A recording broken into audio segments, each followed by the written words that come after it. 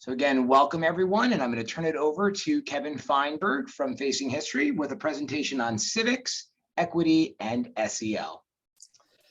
Hello, everyone. Thanks, Greg, and thanks, Jessica. Facing History has been partnering with our friends at PNW BOCES for a few years, and through our partnership, we've been able to do some great work, some deep work with some schools and districts. So we're really appreciative of this opportunity, but really, most of all, thanks to all of you. It's been a long day, I'm sure in the middle of a long week, and we know it's been a long year. So to give up 30 or so minutes to be on Zoom with me, I really appreciate that. So thank you all. I'm going to share my screen. Okay. Hopefully you can see that. Let me make sure I can still see you. Okay. Where are you? Sorry. Okay. Fabulous. All right, I hope everyone can see the screen. Jump in and Greg or anyone if you can't.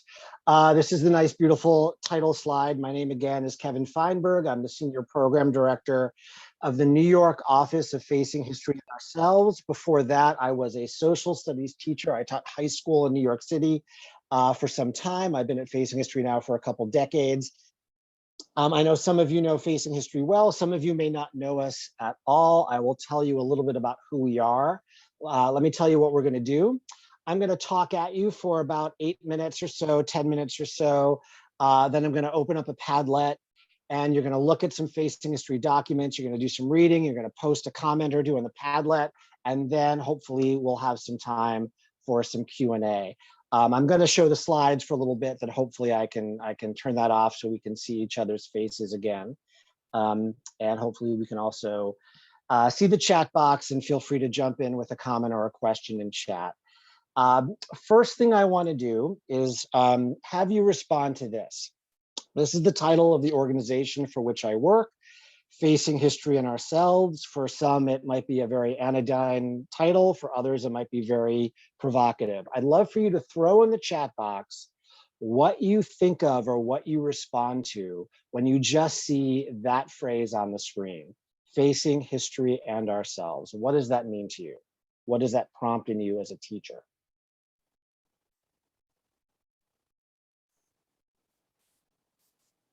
Please throw a comment or two in the chat box.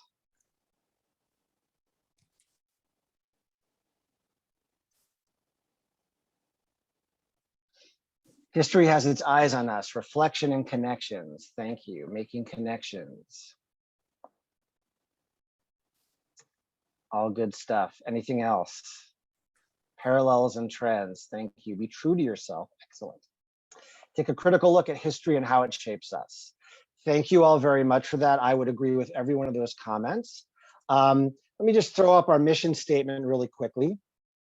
Facing History and Ourselves uses lessons of history to challenge teachers and their students to stand up to bigotry and hate, which is both very straightforward and perhaps very complex at the same time. Let me describe our work in a slightly different way. I've worked with hundreds of schools, tens of thousands of educators throughout the entire country and beyond, mostly in the New York region, but all across the country, and Facing History works in other countries as well. We've been around since 1976. We're a nonprofit. I should mention that we work primarily with middle schools and with high schools. I know there are some folks on here who are elementary school teachers. Our resources themselves developmentally are for the older children, but I think our themes and our approaches resonate with P through 12 educators and beyond that. When we're done, I'm going to throw in the chat box a link to a Google Doc that has a lot of resources from Facing History that you have access to. Again, a lot of those resources developmentally might be more equipped for the middle school students. But I think you will find some pedagogical strategy and other resources there as well if you're elementary. So when I walk into these classrooms, used to be in person, now it's virtual. I hope it's in person again soon. And I ask educators and administrators such as yourself, what are you wrestling with? What are you faced with? I hear many things. The two things I hear most often, and I've heard this for decades, One, we want our young people to be academically successful. And two, we want our young people to learn what it means to live in our community. Sometimes they use the phrase, we want our young people to learn how to be good citizens. I'm not thrilled with that phrase, although I do use it myself sometimes, but you know what I mean. I think, unfortunately, those two ideas are often oppositional ideas, or educators see them as equally as important, but they are in different spaces in the school. When Facing History began in 1976 up till now, we've seen those two things working in concert together. We bring difficult moments of history and difficult moments from today into classrooms so that young people can really wrestle with the skills and dispositions of history, of civics, of ELA, of primary source documents, but in the service of wrestling with themselves, of how they see themselves in the world and how they can make change. So that the academic piece and the social and emotional piece, even though we didn't have that phrase, social emotional learning, 20, 30 years ago, those two are interconnected for us. Here's another way to look at it. We have a lot of images and icons at Facing History. This is my favorite. We call it our Pedagogical Triangle. In the center of the triangle is another way to phrase our goal when we work with teachers. Our mission, or one way to restate our mission, is we want to help educators help their young people to develop their civic voice, to develop a sense of civic agency, to develop this civic responsibility. And how do we do that? Our curricular resources hit all 3 points on this triangle. It's a different way of saying what I just described about the intellectual and the academic and the social emotional. All of our resources, we hope, if we do it well, invites young people to develop their academic skills. It's an intellectually rigorous curriculum. We also want our young people to be emotionally engaged, and we want them to be able to reflect ethically on things that are relevant and matter to them. When I think about my own education from elementary school through graduate school, what I remember the most, it's not just what I wrestled with intellectually, it also are the pieces that got me in the gut, that I felt, that's not right, or how do I better understand that to make the world a better place? And that's what we try to do at Facing History. A lot of you are here, maybe all of you are here, because the state of New York is really wrestling with what we mean by civics. Obviously, we have this new seal of civic readiness. This has always been important to Facing History. We want young people to be engaged in the world around them, their local world, their immediate world, including the hallways and the lunchrooms of their school, to the streets in which they live, our national community, and our global community. We also care deeply about social, emotional, and academic development. And we believe that all of this work is important and relates to the questions of equity and justice, right? Everything that we do in the academic space also relates to the self. How do I see myself? How do I see others? How do they see me? And what does that mean for history? And what does that mean for today? I'm going to go through this slide really quickly because I want to get us to the stuff. And this is just a lot of words, and don't worry about really getting into the weeds on this. I just wanted to highlight for you some of the ways in which Facing History resources really, I think, paves the way for good practice when it comes to civics education. So again, don't worry too much about this. When you see the resources you're going to explore in about 2 or 3 minutes, hopefully this will come more alive than just hearing my voice. So 5 essential practices. 1, civic education begins in learner-centered classrooms that value students' identities. 2, civic education must confront bias and develop a sense of the common good. 3, civic education engages with the complexities of history. 4, civic education must introduce current events and controversial issues. 5, civic education must nurture students' capacity for both reflection and action. Facing History asks educators to teach difficult history and current events to enrich our students' civic knowledge and to activate their civic agency. To do this, civics education must also promote equity and use the tools of SEL. Again, I know that's a mouthful, but the way to really dive into that with Facing History is to look at some of our resources. Civics classrooms require civil discourse and student engagement. To bring civics into the classroom with SEL and equity has to matter, has to be about both today and yesterday. And if it matters, and if it's about not only how a bill becomes a law, but the issues that grab us emotionally and intellectually, and we all know what they are, we're all living them. We've been living them this entire year plus, if not longer. We need to have classrooms where kids can take risks and where we can take risks, safe places and brave places. So some of our resources, and I think some of these resources would be just as helpful in our middle school classrooms, our high school classrooms, and our elementary school classrooms, are about pedagogical strategies. So we have this toolkit about helping young people think about participation and making a difference, starting with reflection, who am I? We have a whole web page on teaching current events, including on civic engagement.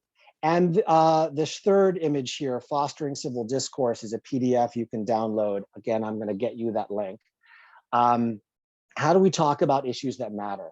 So in order to have a civics classroom, we really need to pave the way. We really need to have some norms in our classroom for how we talk to each other safely, but also honestly.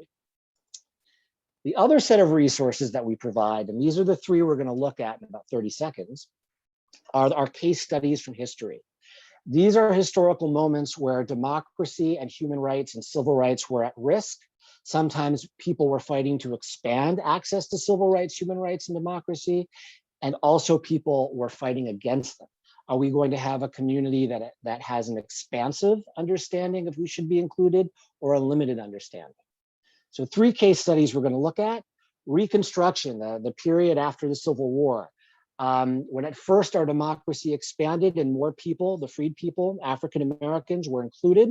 There were also debates about including women and Native Americans as well, but ultimately we know there was a backlash, a violent backlash, and the United States devolved from expanding democracy into the Jim Crow era. On the right, you'll see our Holocaust and human behavior case study. It's very similar to Reconstruction. After World War I in Germany, there was an explosion of democracy, the Weimar Republic, but there was a backlash, and that backlash led to the rise of the Nazis, fascism, genocide, and war. And then a third case study we have here too looks at the civil rights movement, where democracy actually expanded, but at the same time, right as it was expanding, the backlash had begun as well. And all 3 of these case studies look at individuals who are fighting to expand access to democracy and those who are fighting to restrict it and asking why. And then we ask our young people similar questions about today. How are we building coalitions to expand access to democracy, civil rights, and human rights? And why is it so easy for us to become perpetrators and bystanders? What does it take for us to become upstanders? All right, I'm going to share something else. Hold on. Sorry for all the moving parts. All right, in 1 second, I'm going to put a link in the chat box to this Padlet. You're probably all familiar with Padlets or something like them by now. And I'm going to give you about 7 minutes for an activity, and then we're going to come back and talk, and you're going to ask some questions about all this stuff I threw your way. You'll see in this Padlet 4 columns. First column just has directions, pretty straightforward.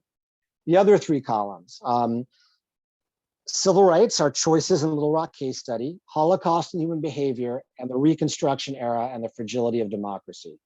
In each column, there is a brief description and framing and a link to 1 reading. That's true for all 3 columns. What I want you to do, based on your interest, is choose one of these: civil rights, Holocaust and human behavior, or Reconstruction. Give yourself a few minutes to read all the introduction material, click on the link. Some of these readings are very short. You can do them in about a minute. One of them might be a little longer, take 2 or 3 minutes, depending on how you read. What I'd like you to do is read the reading and then press this plus in the column, right below your column, and just post a comment, post a thought.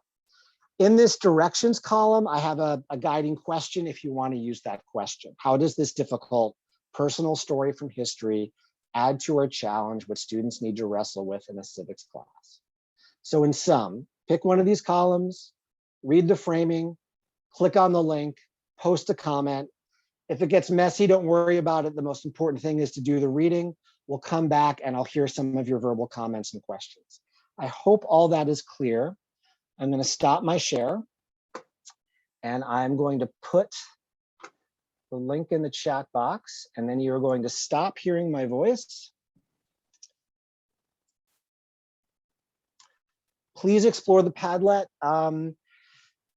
At about 3:25, we'll come back, and I know it's going to be cutting it close, but I do want to hear some comments and questions.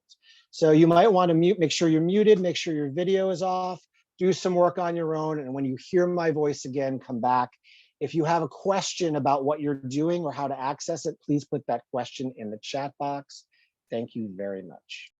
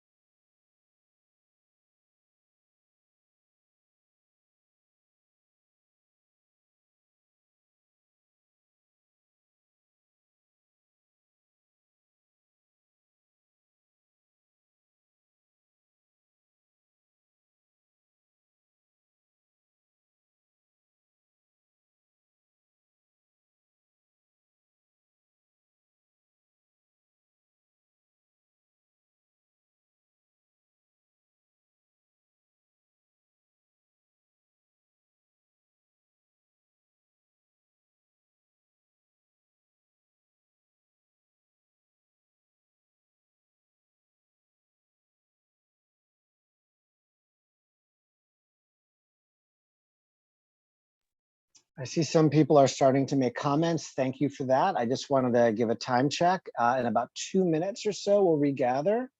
If you need to skim the end of your reading, that's fine, but please do post a comment if you can.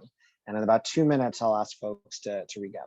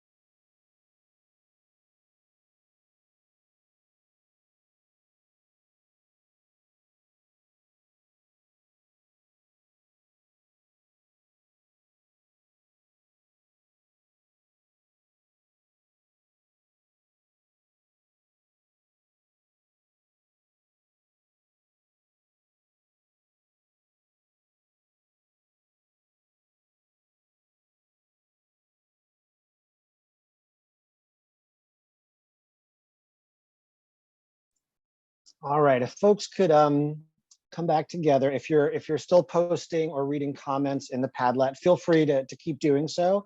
The Padlet's not going anywhere. As long as you have the link to it, you can have access to it in terms of just accessing all 3 resources.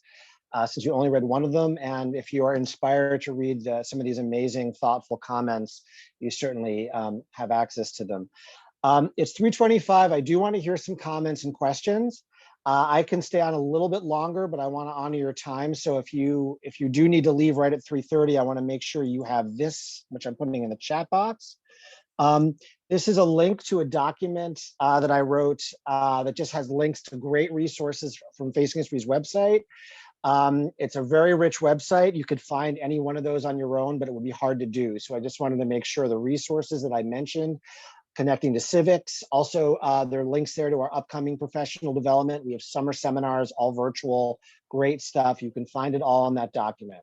So including how to contact us and work with us. My colleague Karen Schur supports schools and districts through PNW BOCES. So it's all in that document. I just want to make sure you have it. So hang on to that link.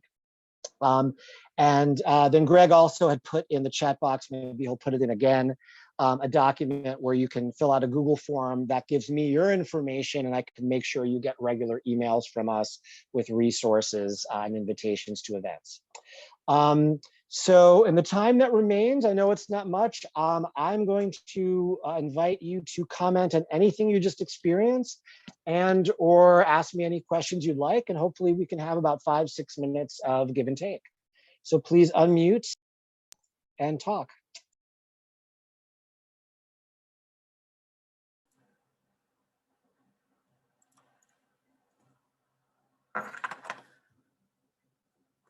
Did anyone else look at the Holocaust one? Was I the only one? No, I also did. Okay, I just thought it was really, really interesting, and I had never seen those sources before, and how we relate the importance of education to our students. I just thought it was really an interesting take, and how to tie that into civics would be really cool. Yeah, thank you for that. It's we have other resources on the Holocaust, also from about high school age children. That's from college, but it's a great civics, and a sad but difficult civics lesson in terms of someone who clearly wanted to resist this pressure, was following the lead of people around him, was disappointed, and then his civic choice was to leave, and that choice can be criticized, but it can also be understood why he would do that. Right? When you're already that far down the line of democracy being destroyed, it becomes harder to stand up. It's better to stand up before it gets to that point, but then you have to be able to read the future. Is this a blip, or is this going to destroy our country? Right? And so those are exactly the kinds of questions. And the fact that that's supposed to be a liberal elite university makes it even richer and more disturbing in some ways. So thank you, Tina. Yeah, my students are always asking, especially when we talk about the Holocaust, is how could people have let that happen? So by just having that perspective from him, I think it makes it more relatable for kids to understand. So it's awesome. Great, thank you. Thanks, Tina. Any other comments about the readings or any questions about facing history in our work?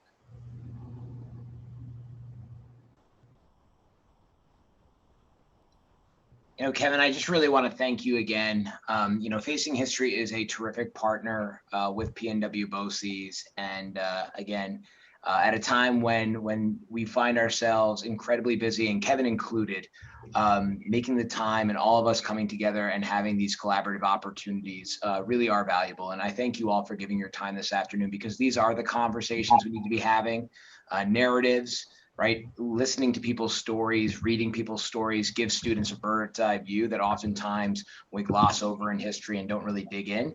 They just don't get to engage with in the same way. And so those resources that Kevin did mention, for those of you that are watching this on the webinar, they are listed below on the page, or they will be once this is posted. And again, if you are interested in engaging with Facing History further, please feel free to reach out to Kevin through those resources, or you can also connect directly with myself through the SSELA page, or with Jessica, and we are happy to put you in touch with them. So this ends our webinar for today, and I'm going to end the recording.